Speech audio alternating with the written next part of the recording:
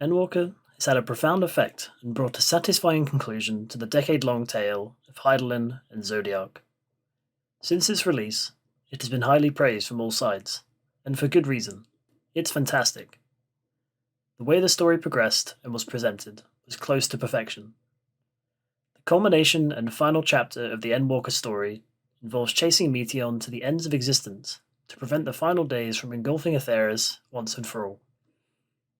In this video, I will explain everything I can about what I think is maybe the greatest final zone ever released in an MMO, so sit back and enjoy, as I talk about all the aspects that make it so. I'll try my best to flesh out all I can about even the smallest tidbit, be it a side quest or even a fish. This is everything about Ultima Thule.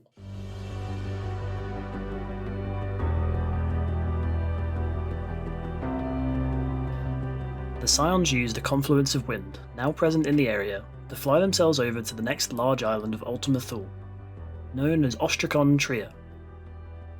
Resolving to move forward, the Scions begin travelling across the island.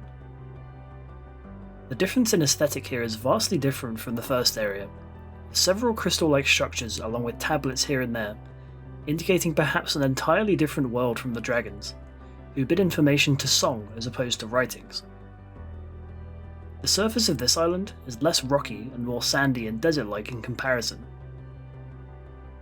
Approaching the crystalline structures, the Scions encounter an odd, ghost-like creature. This creature speaks telepathically to the Scions, and is surprised to see a flesh-based creature after having not seen one for millennia. This, however, does not discourage the creature, as it informs Y'shtola of the 198,712,180,827 questions it wishes to ask the group about flesh-based organisms and the five senses. The figure reveals itself to be Kof Kuj of the Ear, and explains the questions mentioned prior so that he and his fellows can one day return to vessels of flesh, so that they can end their existence more properly. Similar to the dragons, the Aya gave up on existence long ago, and simply vowed to find a way to end it more traditionally. The Scions, however, wish to question the Aya more about their plans, and they agree to do so in exchange for some information of our own. We arrive at the abode of the Aya, where Kof Kuj explains that though there are few Aya present and moving about the place, many reside within the large purple crystals nearby, due to the Aya being more spiritual beings than physical. He also explains that the Aya presently are only active, i.e. being outside of their crystalline domicile, when inspiration strikes pertaining to their research, and the being in question pursues that inspiration to the end, before returning to the crystal. Kof Kuj bids us communicate with our minds towards the other nearby domiciles, as the Aya within may respond to our queries if it piques their interest. The Scions split up and visit the crystals nearby, attempting to communicate with the Aya within. We see that several of the inhabitants do not respond, or are otherwise forgetful or have unconnected strings of thought. Returning to Kof Kuj, they explain that the inhabitants have been dormant for a long while, and the resulting lack of thought over the ages has caused their minds to unravel and become incoherent. However, some of the Aya had enough of a mind to respond properly to the Scions' proposal, and agree to a meeting in person. The respondent Aya gather, and after doing so, decide that the customary thing to do with guests, particularly those of the flesh, is to serve a feast in their honour. However, the Aya do not consume food themselves, and so offer a feast of ether to the Scions. Gingerly, the Warrior of Light stands in the centre of the abode, and braces themselves for a rush of ether, only to find not a breath or whisper of it passes through them.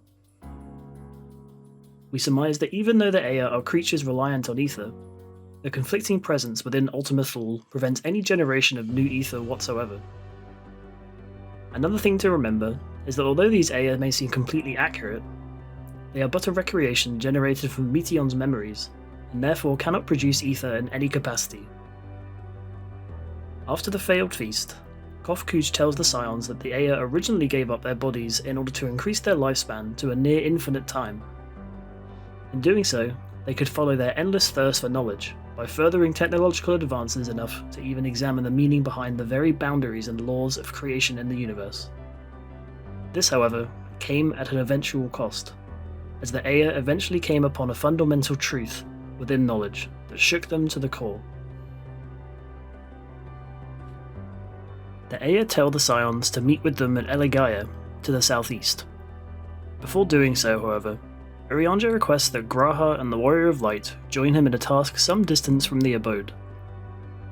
He poses a question to us of how the Aya and the dragons could be so faithfully recreated that they themselves believe they are among the living. We surmise that Meteion must have made close contact with both races, and due to her control over Dynamis and the ability to read one's emotions, decided that the want for death and despair was so great that she took it upon herself to indulge the desire. Urianger also requests us have a final faith in him that he must fulfill his own destiny, citing a reward for the secrets kept while Graha posed as the Crystal Exarch. We reconvene with the rest of the Scions at Eligaya. Y'shtola prompts the Aya to tell us of the truth they discovered, and Kof-Kuj obliges. They tell of the origins of the universe, how it was once a mere particle that experienced an event that caused it to expand rapidly, that it does so even now, increasing the boundaries of the universe every single second.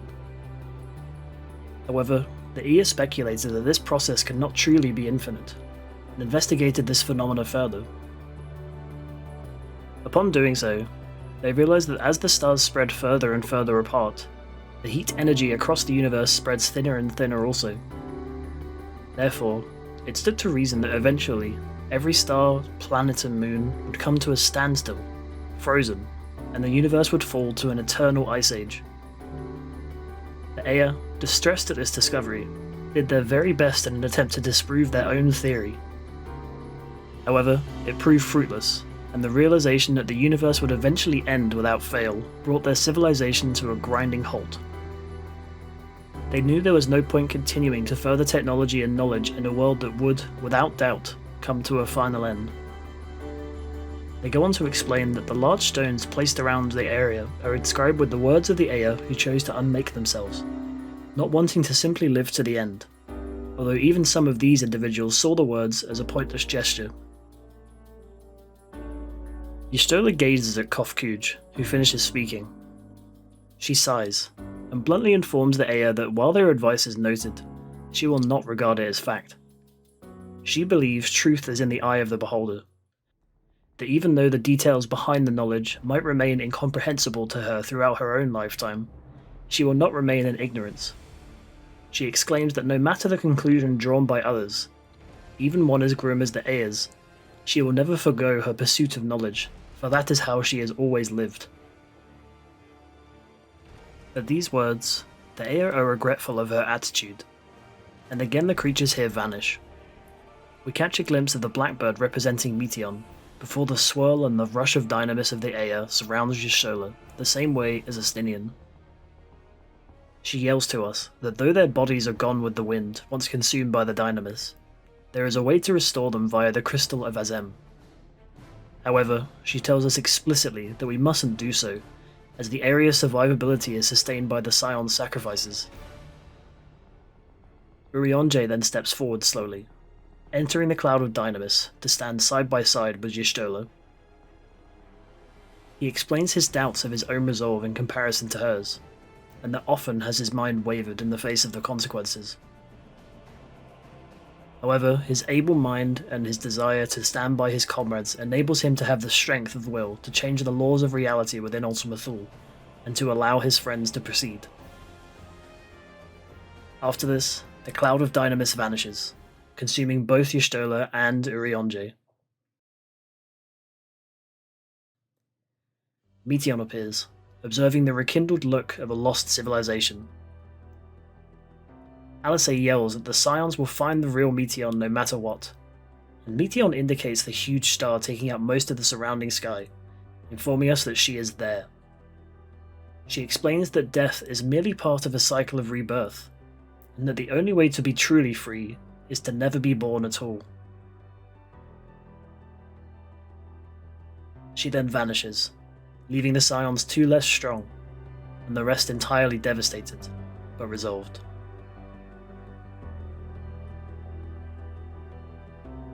Casting our gaze to the landscape of the second island, The surface is much different from the dragons. The land is very sandy and desert-like, much less mountainous than the huge jagged spines seen on the Dragon Star.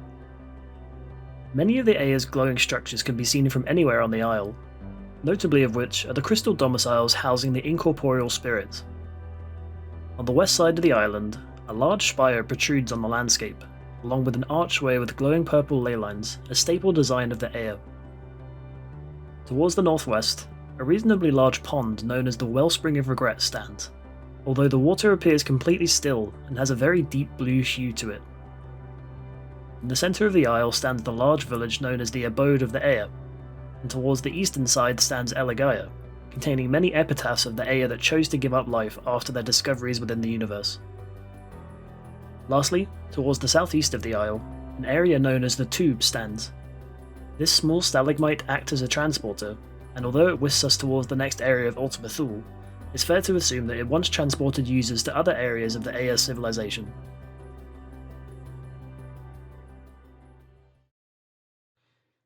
After Y'shtola and Urianger's sacrifice, the Aya have many requests for the Warrior of Light to fulfill.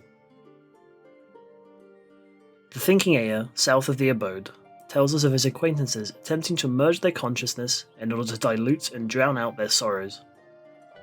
This, however, is causing the resulting amalgamation to want for more minds to join, potentially luring in unaware and unwilling Aya. The being bids the Warrior of Light defeat a handful of the wandering Aya in order to lure out the so-called unified being, and then slay it. After doing so, the Aya tells us that their comrades were well within their rights to choose their own terms of death. However, forcefully dragging others into it is something else entirely. They also envy us for being able to walk forth, not knowing when our end will come, and that either way, they appreciate what we have done. Speaking to No Nuke on the southeast side of Ostracon Tria, they wonder if a sense of interaction between theirs and our vastly different bodies and minds might prove stimulating for both sides. They mark the location of the Aya in question on our map, and we head out to speak with each of them. The meditating Aya is rather surprised to see a being such as us, and at first takes it that the Aya may have regained physical form. However, after spotting us as we are, they request to be left to their meditation once more. The laid-back Aya also has their curiosity piqued by our appearance, as they sit wondering when their end may inevitably come. They spring a question on us, that being the true meaning of life and the universe. Should the Warrior of Light say an eternal adventure, the Aya states that we have much to learn. However, they are somewhat curious of our ignorance, reminding them of feelings long forgotten. If the Warrior of Light says that it is a deep forest where predators lurk, the Aya comments that the reaches of space are fraught with danger beyond our comprehension, but even so, the end still comes for them. And if the Warrior of Light says the answer is 42, the Aya agrees, stating this to be the exact answer that they themselves discovered. And finally, speaking with the inquisitive Aya, they note the commotion we have been making around the abode, and request to exchange information with us. They tell us of how over the long years they waited for interesting travellers to appear, for a more stimulating conversation.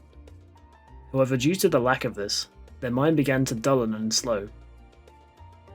They ask how we are able to keep our balance, and how our insides do not simply spill out of our bodies, but insist they mean no great offence, stating that our bodies are made this way because that was deemed suitable.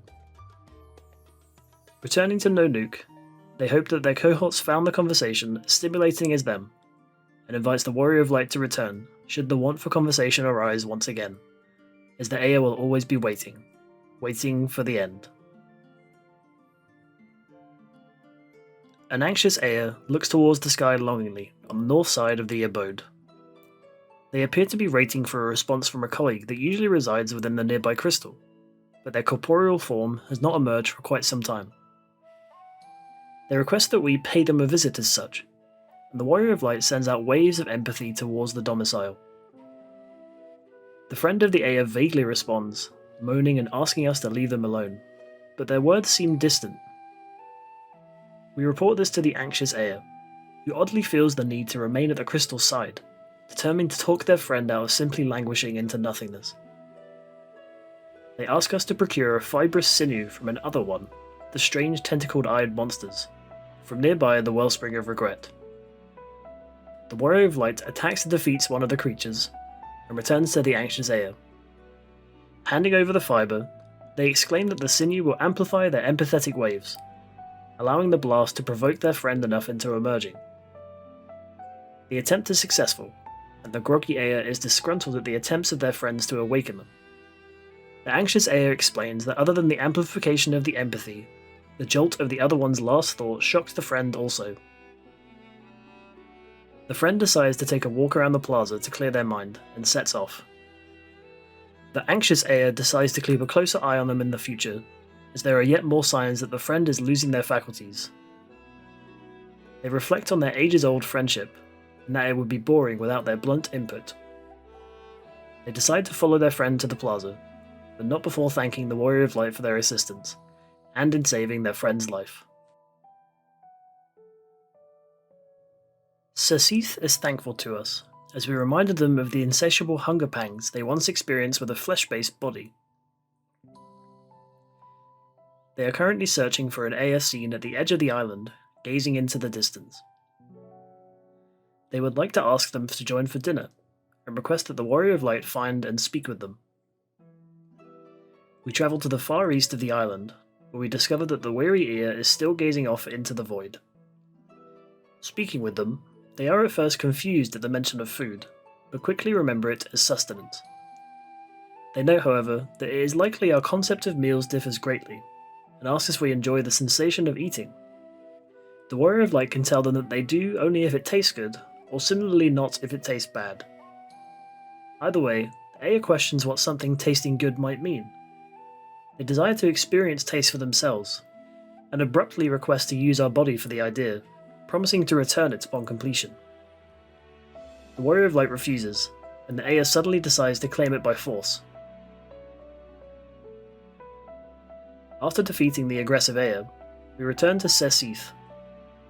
We tell them of the encounter with the Aya, and Sasith is dejected that their mind had gone so far as to resort to base violence. They regret that they could not reach them before their mind deteriorated, and hoped that a reminder of the previous joys of life, such as meals, would convince them to return, but comments that they were clearly beyond that reach. Sasith apologizes, but thanks us for taking the time once again, and offers us a token of apology as a reward. Boffbook appears to be whispering quietly to themselves towards Eligaya to the northeast of the abode. They reflect that the Aya might have evolved beyond fear, but the thought of losing their sense of self haunts them stronger and stronger with each day. More specifically, Boffbook refers to the decay of the mind, as the Aya no longer have physical forms to speak of. They tell us that a way to slow this process involves interacting with others, and to discuss the defining qualities of the individual. However, a friend of theirs is missing, and they worry that the lack of presence among others might quicken their descent into nothingness. They request that we search for their friend, and tell us that the friend used to enjoy strolls on the far edge of the land, and that even if their memories ebb away, they are likely to be found in that area. They also give us a psychosuppressive rope with which to bind the essence of their friend to a more retrievable form. The Warrior of Light arrives at the Aya's predicted location, and after looking around, the expansive one attacks. After fighting and weakening the creature, we capture it using the rope, and with it return to Boffbook. We return the lost Aya to them, and Boffbook is saddened by the state of their friend's mind. However, they are also glad, as the essence of the mind can now be absorbed into their own.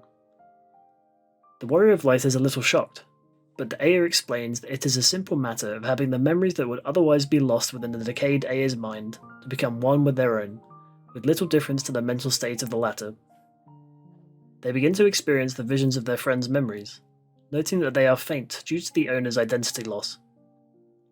Boffbook also is surprised to find memories of themselves among the drifting tide. They wonder, however, that even though memories of themselves still exist, the identity of Boffbook as a whole begins to waver, and wish to make words for an epitaph while they still can. They note that a person is present who is able to keep these words as a memory, and begin wondering aloud as to how to define themselves as a whole. Would they be a realist, where others might consider them a coward? After this, they again wonder as to if the words spoken might not even be their own, thanks to the presence of a second mind within. In any case, they know that the recited words define the Boff book present now, and that even should their form dissipate and be forgotten, the words will remain forever in memory. They state that no being should be forgotten, even if they forget themselves, and wish that our memories live on, burning within our hearts and others.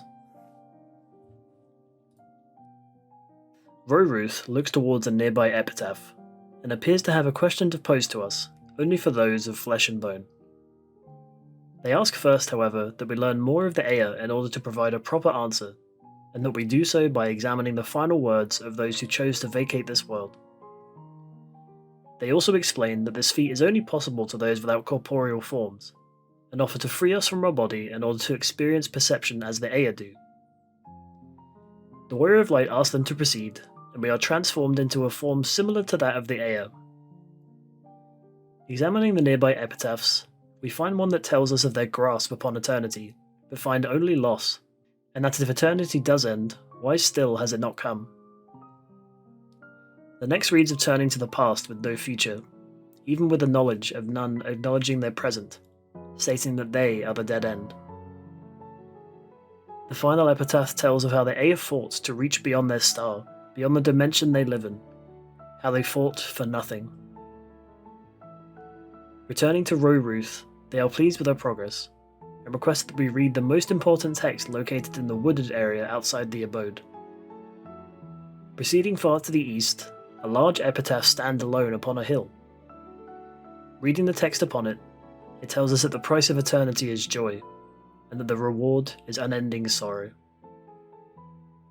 We return once more to Roruth, and they tell us that the articles in question were written by the first of the Ea to discover the ultimate truth of the universe, and the first to experience the true despair of knowing the futility of continuing. They then pose their question, asking if we think there truly is hope to be found in life. The Warrior of Light can exclaim that of course there is hope, or that the only way to know is to carry on living. Roruth seems to pity us, claiming that our spongy form is the reason for our ability to cling to that which remains unknown to us. They then thank us with what they call a shiny token, and bid us farewell. Jadj appears to be coughing next to a colleague, just to the south of the Aetheryte. They have a request for us, that being related to calling upon a fellow that lingers between the boundaries of life and death. They tell us that they are unsure of the state of the friend, but if not retrieved, it runs the risk that their mind unravels, similarly to the other resting Ea. They ask us to call them back in order to prevent the decaying of the mind, and the Warrior of Light tells them that they can leave it to us. Jadj bids us make for the gate and simply call out to them, after which they demonstrate the traditional Ea beckoning, something along the lines of coo ooh. Making our way to the gate, we call out a variant of Jadj's example, upon which a distant voice responds.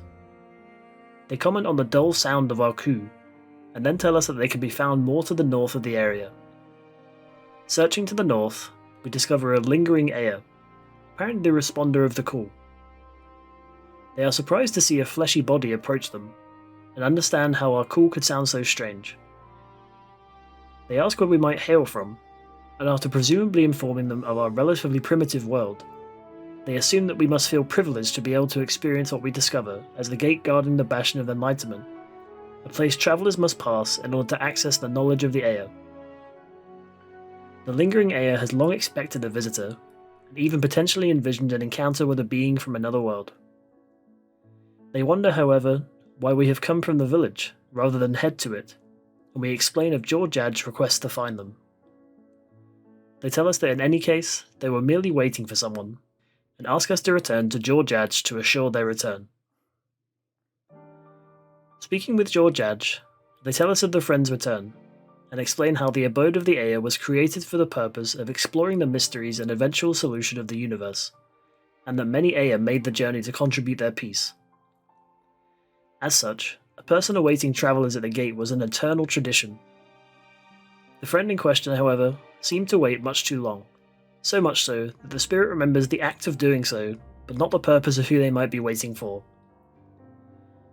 After our intervening, the Aya in question seems to be set free from their goal, along with the thoughts that bound them to the place. Georgiadge thanks us for doing so, and tells us that if we had happened to call out Q to the lingering Aya as opposed to Ku, the spirit may have equated it to telling them that their mind was as empty as a hollow crater, and Georgiadge is thankful for the correct interpretation. An envious-looking Aya gazes at our body with a distinct sense of longing. They comment on our rosy cheeks and silhouette, and that though the decision to forego corporeal bodies was for the greater good at the time, this Aya misses the times of tangibility they once knew.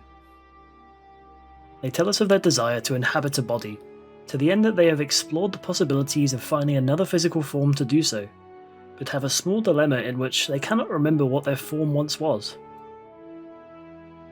The envious Aya requests we give a demonstration of bodily movements to remind them of how corporeal beings work, and asks we give a display of pure joy. The Warrior of Light obliges, giving a shout of joy and gesturing accordingly. The Aya comments on the sound emanating from us, and the apparently suggestive way we move our bodies, quite different from the telepathic way the Aya communicate. They then want to try the movements for themselves, as to be prepared for another adventure of making their way to the abode, and to gain insight as to if the Aya's previous form moved in a similar way. They give it their best attempt, and find themselves unable to produce similar sounds to ours, nor able to move as fluidly. They then wonder if having a similar frame might assist with the motion, commenting on our hands as tentacle-like appendages. Afterwards, they oddly request us to strike them with our hands, in order to gauge the velocity we are capable of producing. The Warrior of Light slaps them, and the Aya is shocked at the great force they felt because of it, hoping there was no ill intent behind the slap. Either way, our attempts do not seem to be able to jog their memory of how life in a flesh-based body once was. Finally, the envious Aya asks that, among the creatures we have met along our journey, if we might have discovered one that may be similar to the once physical form of the Aya. The Warrior of Light tells them a description of the Namazu, the whiskered, catfish-like beast tribe of the Ruby Sea, and the Aya requests us picture them clearly in our minds, to attempt a metamorphosis to transform into them. Concentrating hard, the Warrior of Light envisions a Namazu, and the envious Aya successfully transformed into a like appearance. They comment on their similar size and shape, and attempt to perform an experiment regarding the body's movement. They attempt a gesture of joy, followed by a hearty slap to the face. They note the odd appendages present, opposed to the hands that we possess, but feel the need to use them in any case. We see them attempt a handful of movements, after which they return to their spiritual form. The Aya notes the form seems misaligned with their true form, and regrettably tells us that the said form could not be that of the Namazu. They are troubled by the difficulty of once more possessing a physical form, and thank us for our efforts, commenting that hopefully the memory of their original form stirs within eventually. Finally, a yearning Aya watches us intently, towards the southern outskirts of the abode. They are searching for a way to create a vessel that might house the souls of the Aya, should they wish to return to a body. Their previous experiments have failed, and they wish for a second opinion on how to approach the idea. They tell us of their failed creations, those being several of the creatures that wander around and inhabit the island of the Aya, and ask us to dispose of said creatures, as our corporeal form is much more suited to defeating them. The Aya also asks us to retrieve the cores of the defeated creatures, to be used in future attempts at the experiment. The creatures in question turn out to be the Luminians, seemingly energy-based creatures with indistinct forms, particularly those in the vague shape of insect-like beings. We manage to defeat a handful of them, collecting the cores as we do so, and return to the yearning Aya. Handing over the cores, they recognize them immediately as the failed experiments, and while disheartened by what they became, they resolve to learn from their failures to ensure a successful attempt in the future. The Aya thanks us and hopes that one day we might meet in the flesh. The fates surrounding the abode of the Aya give insight into the many experiments engaged by the spirits, as well as the wandering creatures that roam the universe. On the southeast edge of the island, the unsettling and mysterious-looking dark-eyed others roam, tentacled and with a large gazing eye, its origins unknown to all. What is known about them is that they endeavour to bring darkness and ruin to any star they happen across, especially those that meet their gaze. Adjacent to the abode, a handful of Luminians roam, desperate to regain corporeal forms more pure than those of the fragmented energies composing the bodies they possess. To that end, they are extremely persistent in achieving these forms, to the point of attacking any unlucky enough to come into contact with them. In a similar vein, wandering Luminians present towards the northeast of the Isle are regretful as opposed to desperate, and many of them now wish to bring others into their misery, if not by the company of others, then the creation of said misery by force. Towards the northwest of the Isle, many of the Ea whose minds unravelled over the years of disuse wander, overcome by a feeling of melancholy regarding the lack of justice in the universe. Due to their abandoning of conscience, they now wander aimlessly to cause misdeeds, but adventurers can instill violence to lead them to a truer end. On the far east, a mysterious spiritual banshee-like creature known as Poe resides. The creature is known for luring many a traveller into its maw, undoing any coming into contact with it. However, this creature has not been studied due to its dangerous nature, and must be put to rest before any more danger arises. This fate is a reference to the famous poet Edgar Allan Poe, as well as the title of the fate, Nevermore, being a reference to his poem The Raven.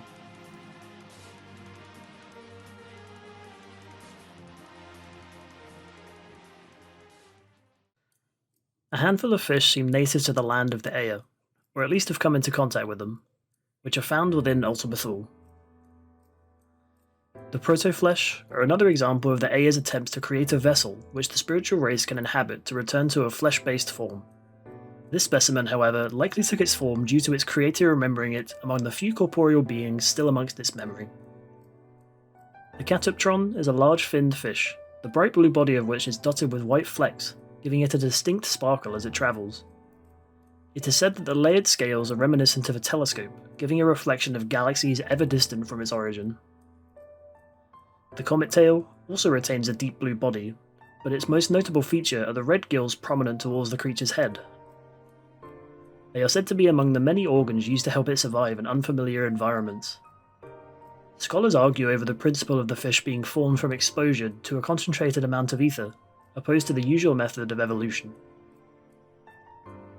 The owlweed suffers from a severe lack of optical proficiency, and so uses the faint levels of electricity surrounding its body to help feel its way as it moves. As a result, a pulsating frequency is generated, and it is said to be felt across the stars, reaching every cave and corner with its resonance. The wandering star scale is a curious creature, acting similarly to a satellite orbiting a planet. The species follows its own elliptical orbit, following a stream as it were. Due to its reliant nature on the orbit to travel, however, it is said that if it wanders from the path, it would surely become lost and perish. The wormhole worm, a gorgeous mollusk with a rainbow shimmer, encapsulates its prey with its attractive shell. Internally, however, the digestive organs of the creature are a mystery, as no matter what prey it swallows, which it does so whole, the weight of the mollusk remains the same. It is rumoured that the reason for the lack of discovery as to the creature's innards is that those who knew no longer exist in the world. An oyster-like creature simply known as the Unidentified Flying Biomass 2, or UFB-2 for short, has an extremely tough and rigid outer shell, seemingly made from a tough resin-like substance. Though impossible to prove, some believe that the inner workings of UFB-2 are akin to a ship due to the creature's mobility, housing countless sentient yet highly edible beings. The Triina, a crustacean with a stinger and 2 sharp claws, was once the apex predator of its home world. The name inspired by its deadly weapons, it uses its cute-looking eyes to lure in prey and lower their defenses, and it is this idea that led to the oppression of the residents of its original star. The Horizon event is an octopus-like creature, however its form and function are seemingly incomprehensible to any who study it.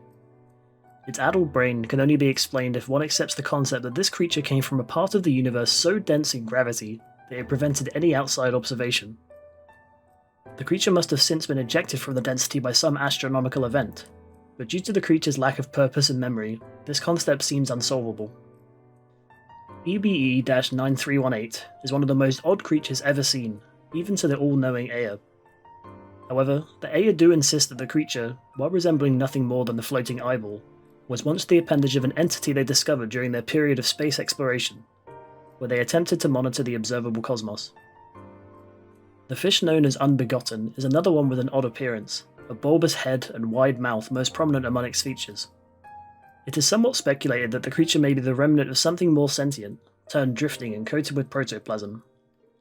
The somewhat comic appearance of the creature should not fool the weary watcher, however, as its coming signals the end of civilization as we know it.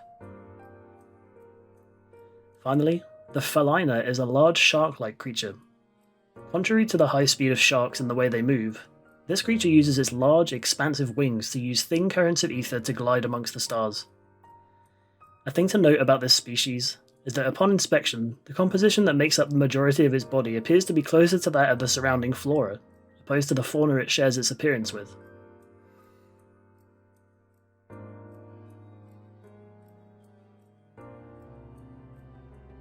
And so we come to a close on the story of the Ea. Although the spiritual creatures were once flesh and blood as we are, their incredible technological advancements allowed them to renounce their bodies, existing almost as ghosts. Due to their insatiable attitude towards the knowledge regarding the creation of the universe, and as we know, the uncovering of the knowledge of its end, the remaining Ea came to a stop with their civilization, aware that their theories and innovations will, without doubt, cease.